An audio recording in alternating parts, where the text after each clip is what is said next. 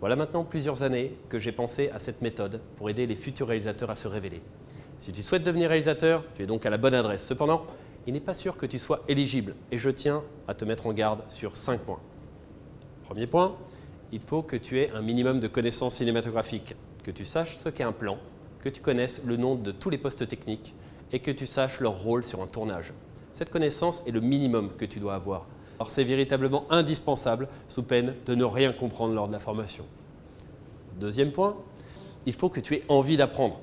Si tu sais tout ou que tu crois tout savoir, que tu as fait plusieurs films, que ton équipe te convient et que tu estimes que tu es suffisamment bon dans ton art, tu peux arrêter cette vidéo et ne perds pas plus de temps à regarder la suite. Parce que dans le cas où effectivement tu sais tout, tu vas être agacé parce que tu n'apprendras rien. Et dans l'autre cas, celui où tu te méprends sur tes connaissances, c'est moi que tu vas agacer parce que tu voudras rien apprendre. Alors rends-nous service à tous les deux et passe ton chemin. Troisième point, il y a deux grands types de réalisateurs. Il y a ceux qui ne savent pas pourquoi ils font les choses, parce qu'ils fonctionnent à l'instinct.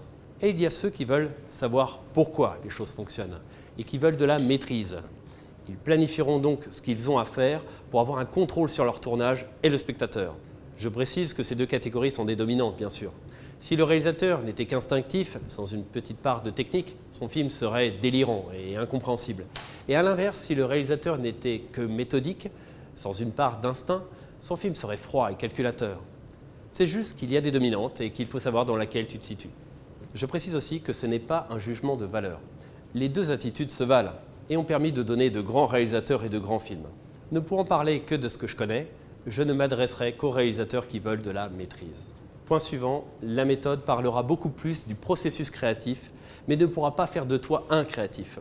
Si tu ne te cultives pas en parallèle, que tu ne t'ouvres pas aux choses, que tu ne fais pas un travail d'introspection sur toi, tu ne seras jamais créatif. Ce n'est pas cette méthode, en tout cas, qui t'y aidera.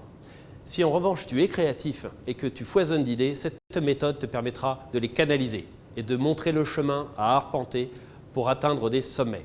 Dernier point, mais sans doute le plus important, cette formation te donnera les techniques et les astuces pour faire efficacement des films. Mais si tu ne les utilises pas, ça ne te servira à rien. Cette formation te permet donc de pouvoir accéder au résultat que tu souhaites. Elle ne te donnera pas le résultat en lui-même. Nous parlons ici de méthode, pas de magie. Donc il n'y aura pas de miracle sans travail.